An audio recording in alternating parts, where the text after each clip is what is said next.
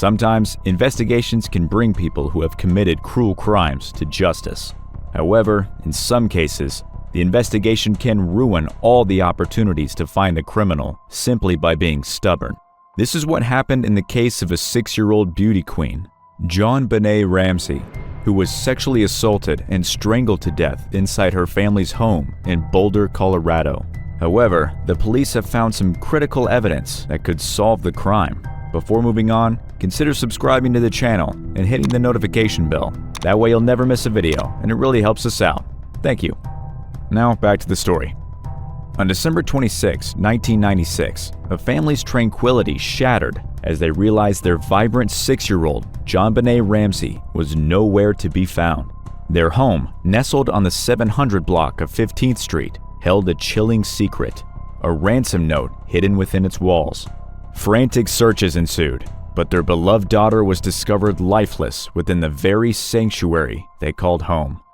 Tragically, her demise was deemed not a mere accident, but a deliberate act of malice, a homicide that shook the community to its core.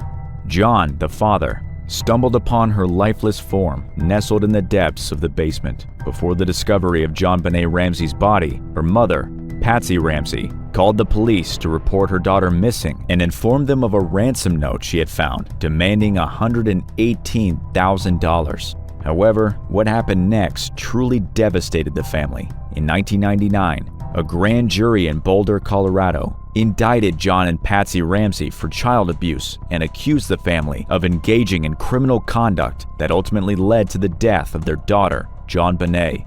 However, despite the grand jury's decision, the then district attorney, Alex Hunter, refused to sign the indictment, citing a lack of sufficient evidence to support the charges. This decision by Hunter was met with controversy and criticism, as many argued that the grand jury's findings should have been pursued further in order to bring justice for Jonbenét's tragic death. The case remained unsolved for years until new DNA evidence emerged in 2008, which cleared the parents and their son in the death. Recently, a Colorado court ordered the release of previously sealed court documents, shedding new light on the grand jury's investigation into the case.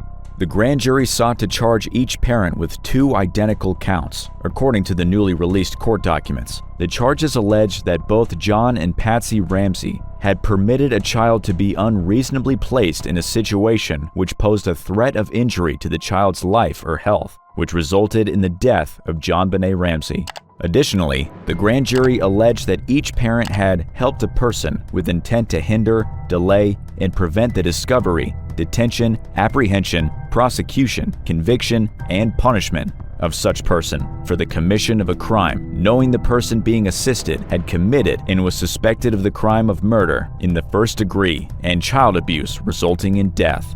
Curiously, the documents provide no further details on the identity of the person who received assistance from the parents. Nevertheless, the unsealing of the documents has once again brought attention to the high-profile case, which has remained unsolved for over 2 decades. Many, including parents, said that had the police been more open-minded to overwhelming evidence, the murderer would have been captured. According to a former police chief of Boulder, Colorado, the investigation of the Jonbenét Ramsey murder case was mishandled, which resulted in insufficient evidence to go to trial. In a Reddit Ask Me Anything session, Beckner admitted that his offices did not secure and control the crime scene adequately, which could have contributed to the lack of evidence. Beckner also mentioned that the decision to let John and Patsy go soon after the incident was a big mistake, as they soon sought legal representation and were not formally interviewed until 5 months later. Beckner attributed the confession at the scene to the fact that it was the holiday season where the police were short-staffed, and the situation was unprecedented. In a subsequent interview on the case, Beckner emphasized that the unknown DNA found on Jonbenét's clothing was crucial to the investigation. He also stated that in his opinion, the unknown DNA should be the focus of the investigation as it remains the primary suspect in the case. Unsurprisingly, in 2022, homicide investigators intend to engage with the Colorado Cold Case Review Team to assist them in resolving this tragic case. The department had reiterated that this investigation is of utmost importance to them, and they will continue to collaborate with their policing partners and DNA experts across the country to uncover the killer's identity. The department has received support from various federal, state, and local partners, including the FBI, the Boulder District's Attorney Office, Colorado's Department of Public Safety, Colorado's Bureau of Investigation, and several private DNA laboratories. The Cold Case Review Team, a group of professional investigative, analytical, and forensic experts from across the state, will aid the department in furthering this cold case investigation by using the best practices in the investigative field. However, the police have emphasized that the size of the DNA sample in the case is possibly too small for some types of DNA testing. If new technology that can reliably test similar samples becomes available, the department will have the sample tested. In May 2022, the Office of Colorado's Governor, Jared Polis, agreed to review a new petition calling for an independent investigatory agency to take over decisions involving DNA evidence in the unsolved Ramsey case from the Boulder Police Department. The review of the petition is a step towards more transparency, which will aid in bringing closure to this case. Although, according to the family members, the investigation is now on the right track, the mistakes that were initially made are shocking. Just over 9 months later, a 12-year-old girl referred to as Amy woke up one fateful night on September 14, 1997, to a chilling sight: a figure cloaked in black standing beside her bed, hand clamped firmly over her mouth. In a nightmare turned reality, Amy endured a harrowing assault at the hands of this intruder, a trauma that scarred her for life. Her ordeal was abruptly halted by the heroic intervention of her mother, who, alerted by whispers and strange noises, burst into the room wielding a can of mace.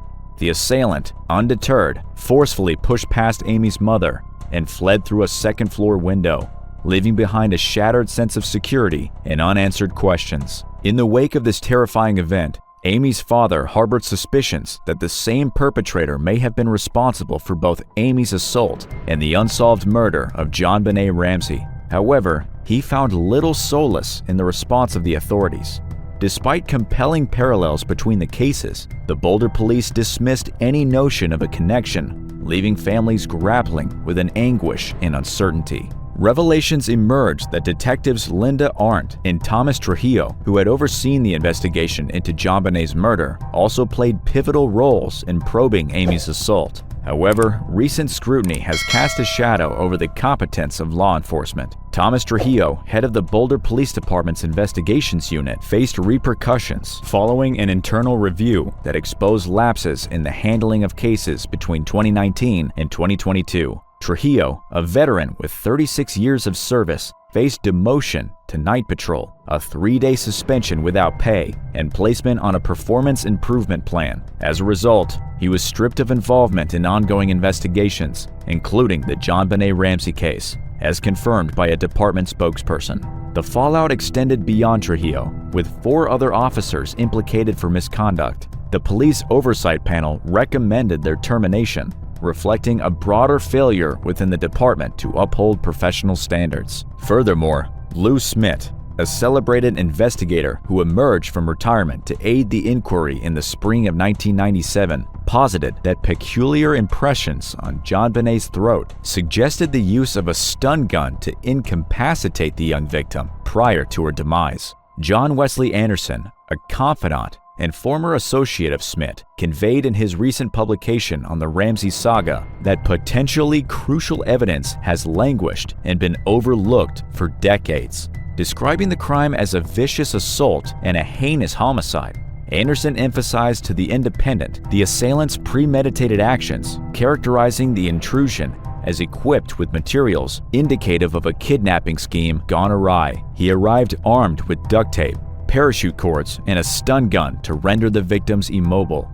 This underscores meticulous planning, a kidnapping endeavor that tragically culminated in murder, Anderson remarked. He further lamented the puzzling disregard of tangible evidence, attributing it to either a lack of expertise, deficient oversight, or, increasingly, to a sense of hubris. Initially, it was perplexing how anyone could overlook the physical clues, perhaps due to inexperience or inadequate supervision. However, It evolved into a sense of frustration, exasperation, and a realization that we were contending with sheer arrogance, Anderson concluded.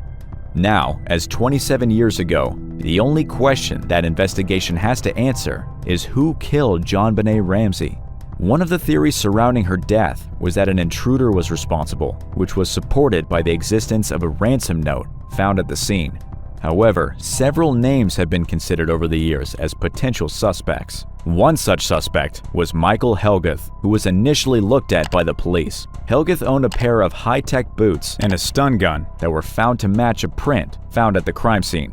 John Kennedy, a former colleague of Helguth, stated that Helguth had made a tape recording in which he confessed to killing Jonbenét, according to a magazine report. Kennedy also claimed that someone close to Helguth still has the tape, which was overlooked by police during the investigation. Kennedy recounted his initial suspicions regarding Helguth, dating back to a month prior to the tragic event. In the latter part of November, Kennedy recalled, Helguth divulged to me plans of impending lucrative venture, anticipating a substantial profit of $50,000 to $60,000 for each participant. Reflecting on a chilling moment, Kennedy recalled a disturbing exchange during a stroll towards Helguth's residence. Out of the blue, Kennedy continued, Helguth mused aloud, "I wonder what it would be like to crack a human skull." I was taken aback. Such a statement struck me as profoundly unsettling. The discovery of Jonbenét's lifeless body, marred by signs of blunt force trauma and asphyxiation, unfolded mere hours after her disappearance was reported. Her body was covered beneath a white blanket, bound by a nylon cord around her neck, her wrists tightly restrained above her head, and her mouth covered by duct tape. However, Helguth died by suicide in 1997, and investigators had to look elsewhere for leads. John and Patsy Ramsey have also hired private investigator Ollie Gray to help with the case. Gray believed that Helguth's family might have possessed a tape confession to the crime. However, the lead did not produce any significant breakthroughs in the investigation. In 2006, another potential suspect came forward and confessed to the murder. In a case that had gripped the nation for years, John Mark Carr found himself at the center of an investigation into the 1996 murder of 6-year-old Jonbenét Ramsey. Despite claiming innocence, Carr had repeatedly confessed to the murder in great detail, even going as far as to make the claim on international television. It wasn't until a Boulder, Colorado Deputy District Attorney, Peter McGuire, used over 400 pages of emails to arrest Carr that the truth began to emerge. However, it would take just 3 letters to get him off the hook: DNA.